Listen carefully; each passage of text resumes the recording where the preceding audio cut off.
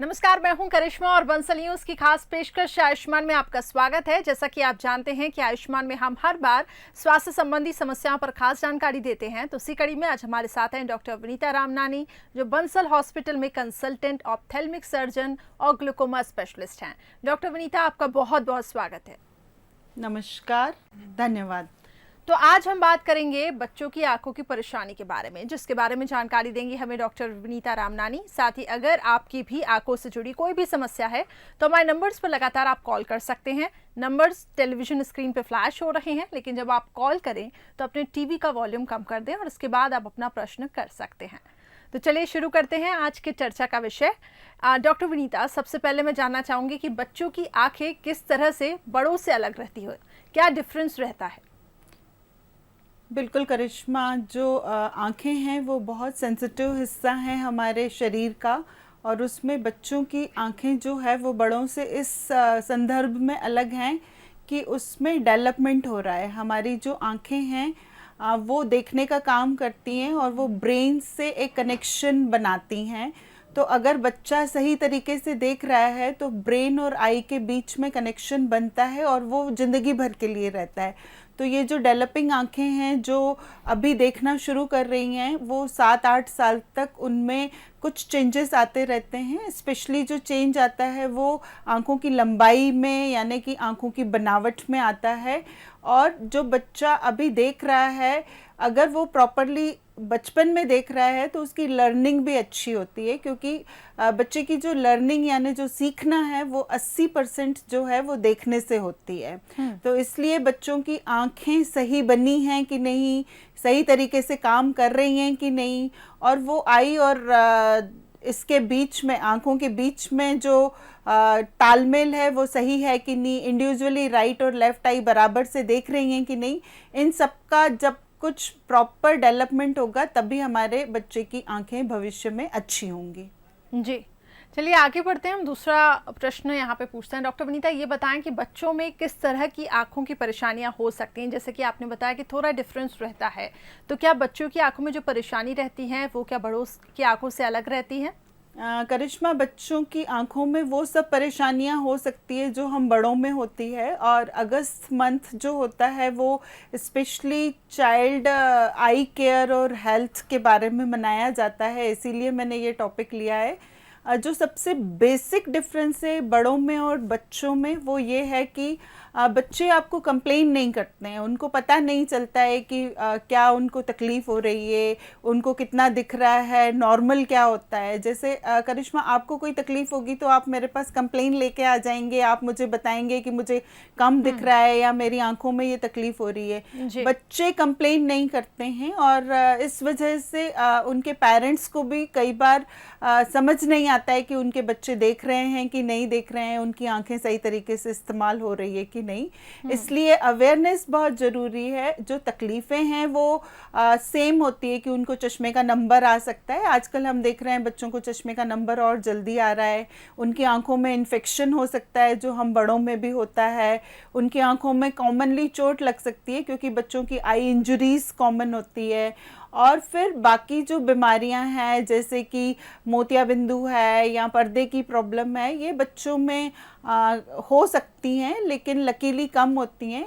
और आजकल जो बच्चों में इन दिनों ज़्यादा देखा गया है वो है डिजिटल स्ट्रेन, क्योंकि हमारे छोटे छोटे बच्चे हैं जो मोबाइल, टीवी, कंप्यूटर का बहुत ज़्यादा इस्तेमाल करते हैं और इवेंचुअली उनके एडिक्ट हो गए हैं। चलिए आगे हम इस पे बात करेंगे। डॉक्टर विनीता, एक कॉलर हमारे साथ जुड़ चुके हैं कमर बेगमगंज से, उनसे जान लेते हैं कि क्या समस्या आ रही है उनको। जी कमर जी, बताएं क्या परेशानी है?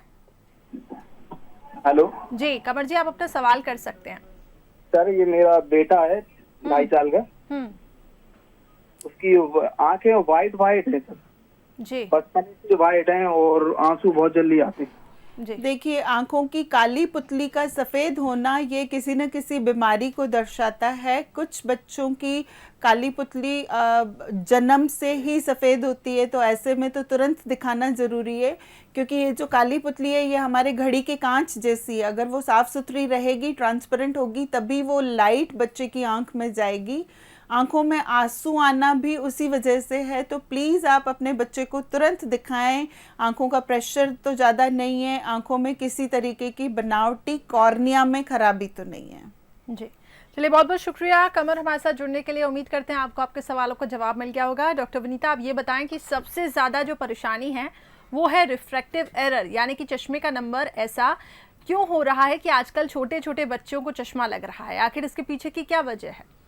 बिल्कुल करिश्मा, जैसे मुझे भी जो चश्मा लगा था जब मैं 10th क्लास में थी, तो यूजुअली हमारे एज के जो लोग हैं उनमें जो चश्मे का नंबर हम अक्सर देखते थे कि बच्चा 9, 10th, 11th स्टैंडर्ड में आता था, तब वो कंप्लेन करता था कि मुझे दूर का नहीं दिख रहा है, और फिर पेरेंट्स उनकी जांच करवा के चश्मा लगाते थे। लेकिन आजकल करिश्मा इसमें काफ़ी ज़्यादा चेंज आया है। एक, बच्चे अवेयर हो रहे हैं तो वो कंप्लेन करते हैं, माता पिता अवेयर हो रहे हैं तो वो बच्चों को जल्दी लेके आते हैं डॉक्टर के पास। तो अभी तो फर्स्ट, सेकंड, थर्ड के बच्चों को भी चश्मा लग जाता है, और उसके पीछे जो दूसरा मुख्य कारण है वो है आउटडोर एक्टिविटीज़ बिल्कुल भी नहीं हो रही है।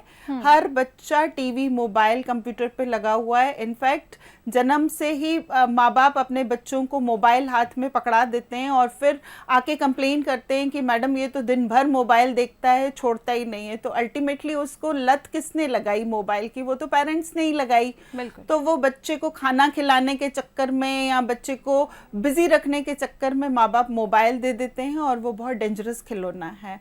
और जो चश्मे का नंबर है वो बेसिकली हेरिडिटरी भी होता है। जैसे मेरी दादी को नंबर था तो वो आंखों की बनावट की वजह से भी चश्मे का नंबर आता है। जी, चलिए आगे बढ़ते हैं। अपने दर्शकों के साथ हम ये रिक्वेस्ट करना चाहेंगे कि अगर आपको भी कुछ भी सवाल या कोई भी परेशानी हो इस पूरे टॉपिक से जुड़ी हुई, तो आप हमारे नंबर्स लगातार टेलीविजन स्क्रीन पे फ्लैश हो रहे हैं, आप उस पर कॉल कर सकते हैं। लेकिन जब आप कॉल करें तो ध्यान रखें अपनी टीवी का वॉल्यूम कम करें। डॉक्टर विनीता, आप ये बताएं कि अगर बच्चे को चश्मा लगा तो पेरेंट्स को क्या सावधानी उस दौरान बरतनी चाहिए?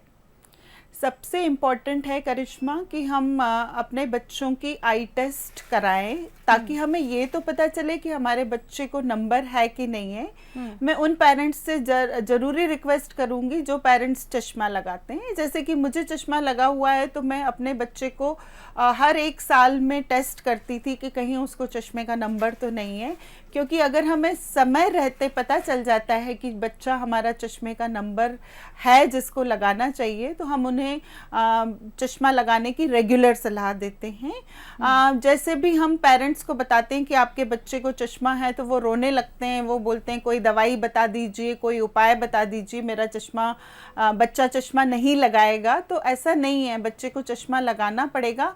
ये एग्जाम्पल देना चाहूँ कि आप बच्चे को जूता नहीं पहनाना चाहते, उस तरीके से हो जाता है कि आप ठंड में स्वेटर नहीं पहनाना चाहते, तो आपके बच्चे को अगर चश्मा है तो आपको वो लगाना चाहिए। और जैसे बढ़ती उम्र के साथ में आपके बच्चे की हाइट बढ़ती है, आपके बच्चे के कपड़े का नंबर या जूते का नंबर बढ़ता है, इवेंचुअली कपड़े और जूते छोटे हो जाते हैं तो आप उनको बड़े कपड़े दिलवाते हैं, वैसे ही हो सकता है कि आपके बच्चे की आईबॉल की ग्रोथ हो रही है तो उस चक्कर में बच्चे का नंबर बढ़ जाए। तो इसलिए जो पेरेंट्स ये पैनिक होते हैं कि हमारा बच्चा चश्मा नहीं लगाएगा, उसका नंबर बढ़ रहा है, तो उनसे मेरी ये रिक्वेस्ट है कि आप बच्चों को रेगुलर चश्मा लगवाएं और डरें नहीं। अगर नंबर बढ़ रहा है तो इट इज़ नॉर्मल, क्योंकि वो ग्रोथ फेज में है और 18 से 20 साल के बीच में उनका चश्मे का नंबर रुक जाएगा। उनको आउटडोर एक्टिविटीज़ के लिए एनकरेज करें।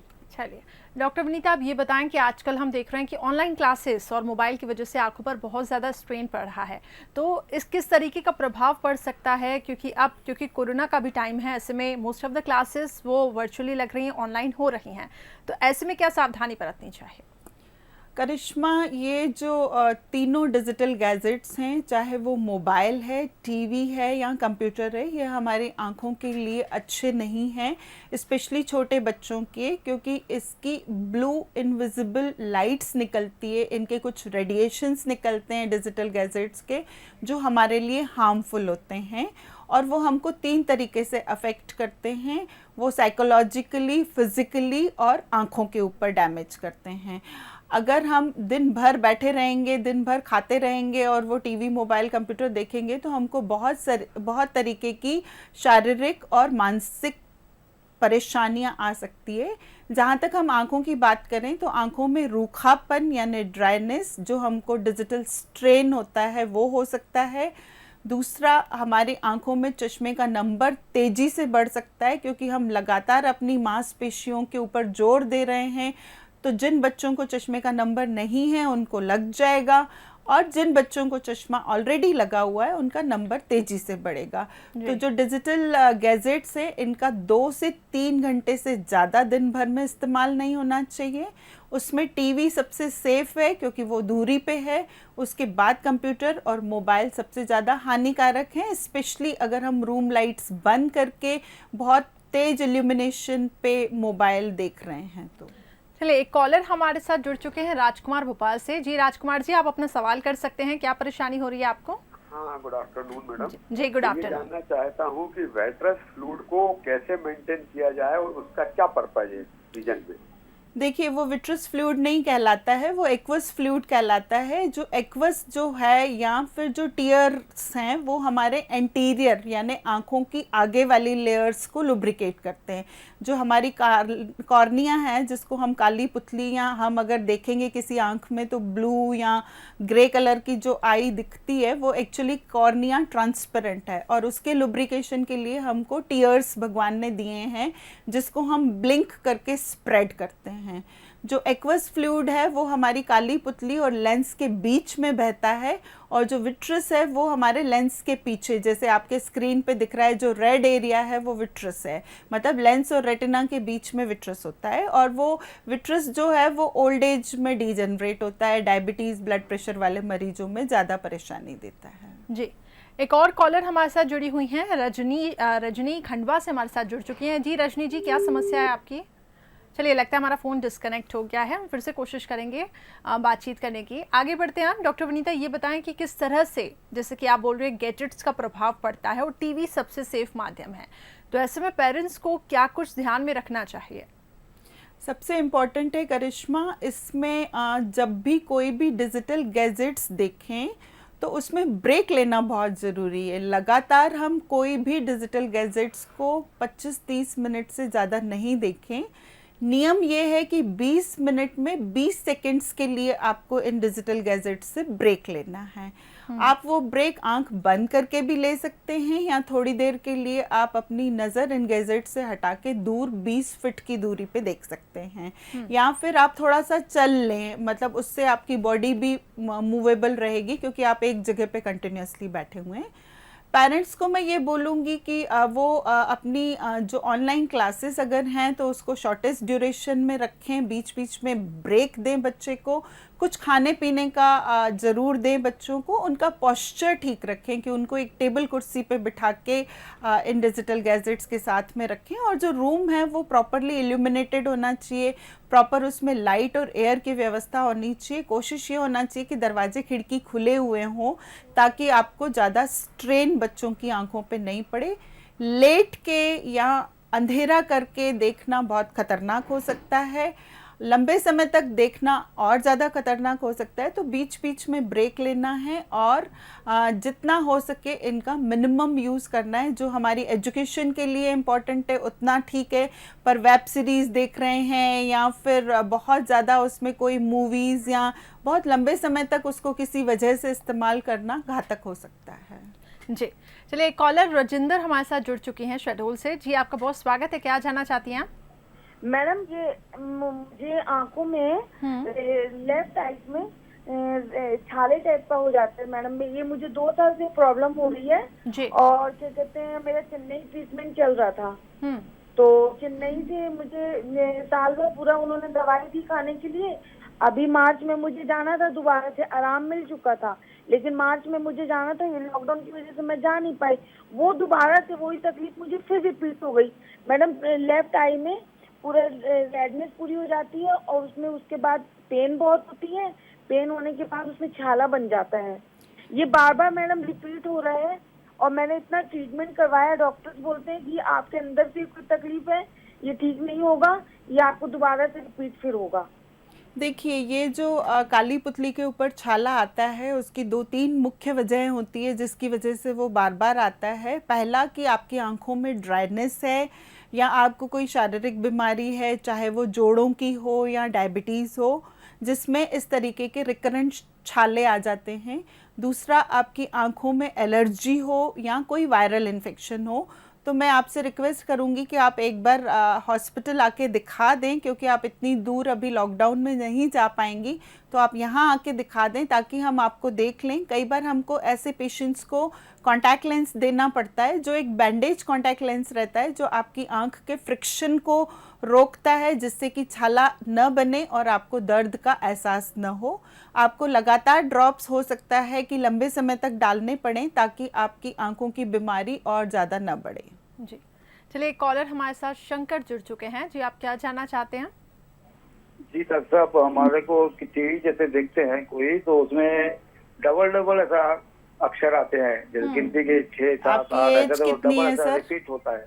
आपकी एज कितनी है? आपको शुगर तो नहीं है सर? 53। नहीं, कुछ नहीं है मेरा, बिल्कुल। ठीक है सर, ये जो मल्टीपल इमेजेस होती है, एक की बजाय कई कई चीज़ें दिखना, कई बार दूर आप देखेंगे तो आपको कई सारे चांद दिखेंगे, गाड़ी चलाने में दिक्कत होना या धुंधलापन, ये सब मेरे ख्याल से 50 साल की उम्र के बाद मोतियाबिंदु की निशानी होती है। तो प्लीज़ आप एक बार अपना आई टेस्ट कराएं। हो सकता है कि आपको मोतियाबिंदु की शुरुआत हो रही हो। कई बार चश्मे का नंबर बदलता है तो भी इस तरीके की परेशानी आ सकती है। अगर आपको कोई बीपी, शुगर या हार्ट की कोई शारीरिक परेशानी नहीं है तो आपको एक सिंपल चश्मे से और लुब्रिकेशन से काम चल सकता है। अगर आपका कैटरेक्ट ज़्यादा है और वो ऑपरेशन लायक है तो फिर उसका इलाज सिर्फ ऑपरेशन करवा के इन मुश्किलों से आप बच सकते हैं। चलिए, बहुत बहुत शुक्रिया शंकर जी हमारे साथ जुड़ने के लिए। डॉक्टर विनीता, आप ये बताएं कि बच्चों में अक्सर ये देखा गया है कि कुछ बच्चे अपनी पलकें बार बार झपकाते हैं या बार बार अपनी आंखों को रगड़ते हैं, ये इसके पीछे आखिर क्या कारण है? करिश्मा, ये एक इंडिकेशन है जो आपको बताता है कि आपके बच्चे को कुछ आई में प्रॉब्लम है और आप इन्हें तुरंत आई के डॉक्टर के पास ले जाएं। कई लोग बच्चों की प्रॉब्लम को इग्नोर करते हैं, वो सोचते हैं बच्चा बड़ा हो जाएगा तब देखा जाएगा, या फिर अभी तो सिर्फ एक्टिंग कर रहा है, बचपना कर रहा है, इसलिए शायद वो बार बार पलक झपक रहा है या बार बार आंख रब कर रहा है। बट इसके पीछे एक बेसिक लॉजिक है कि या तो बच्चे की आंख में एलर्जी है या बच्चे को आंखों में कुछ चुभन है, आंख में कुछ दाने हैं जिसकी वजह से उसको तकलीफ हो रही है। और ईचिंग जो है वो इंडिकेशन है कि कहीं ना कहीं कोई कंजंक्टिवाइटिस या कोई आंखों में रूखापन तो नहीं है। तो प्लीज़ ऐसे बच्चों को इग्नोर ना करें, उनको एक बार आई टेस्ट के लिए ज़रूर ले जाएं। ये एलर्जी हो सकती है, ये आंखों का रूखापन हो सकता है, चश्मे का नंबर भी हो सकता है। जी, डॉक्टर विनीता, समय की कमी है, बस एक आखिरी सवाल मैं कंक्लूड करना चाहूँगी कि कोविड का भी समय चल रहा है, ऐसे में आप क्या सलाह उन पेरेंट्स को देना चाहेंगे जिनके बच्चे छोटे हैं और आंखों की कुछ ना कुछ उन्हें प्रॉब्लम्स हो रही हैं? इन दिनों करिश्मा मैं देख रही हूँ कि कोविड में बहुत सारा हम केमिकल यूज़ कर रहे हैं, चाहे वो स्प्रे के फॉर्म में है, चाहे वो हैंड सैनिटाइज़र के फॉर्म में है, और कहीं ना कहीं हम ये भूल जा रहे हैं कि हमारे छोटे बच्चे इन सैनिटाइज़र्स को नहीं सहन कर पाएंगे। तो आप अगर घर के अंदर हैं तो प्लीज़ आप सोप वाटर यूज़ करें, आप उससे हैंड सैनिटाइज़ करें, क्योंकि ये केमिकल्स कई बार हो सकता है कि आपकी आंखों में एलर्जी दे देंगे। और कई बार क्या होता है, ये सैनिटाइज़र हमारे हैंड में लगा रहता है और हम आई को रब कर लेते हैं, तो प्लीज़ अपनी आंखों को रब नहीं करें। मास्क तो ज़रूर लगाना है, सोशल डिस्टेंसिंग करना है, हैंड वॉश जितना हो सके घर में है तो साबुन से या ऐसी चीज़ से करें जिससे कि वो ड्राई हो जाए सैनिटाइज़र, और आंखों को टच नहीं करें, गॉगल्स का इस्तेमाल करें। और आंखों की कोई भी तकलीफ़ हो, चाहे दर्द हो, लालीपन हो, चश्मे से कम दिख रहा हो, तो ज़रूर आई टेस्ट कराएं। और अपने बच्चों की सालाना टेस्ट करवाना मत भूलिए, क्योंकि हो सकता है कि आपके बच्चे का चश्मे का नंबर बढ़ रहा है और अगर आप चश्मा उनको सही नंबर नहीं लगा रहे हैं तो उनको कम दिख रहा है और वो परेशानी सर दर्द के रूप में या बढ़ते हुए नंबर के रूप में और ज़्यादा भयानक हो सकती है। चलिए, बहुत बहुत शुक्रिया डॉक्टर विनीता हमारे साथ जुड़ने के लिए, और बहुत महत्वपूर्ण विषय पे आज हमने बात की है। Thank you so much for joining. नमस्कार, धन्यवाद। तो इसी के साथ हमारी इस खास पेशकश में फिलहाल इतना ही। कल फिर हाजिर होंगे हम एक नई स्वास्थ्य संबंधी समस्या को लेकर, साथ ही आपको बताएंगे उसके उपाय। फिलहाल मुझे दीजिए इजाजत, नमस्कार।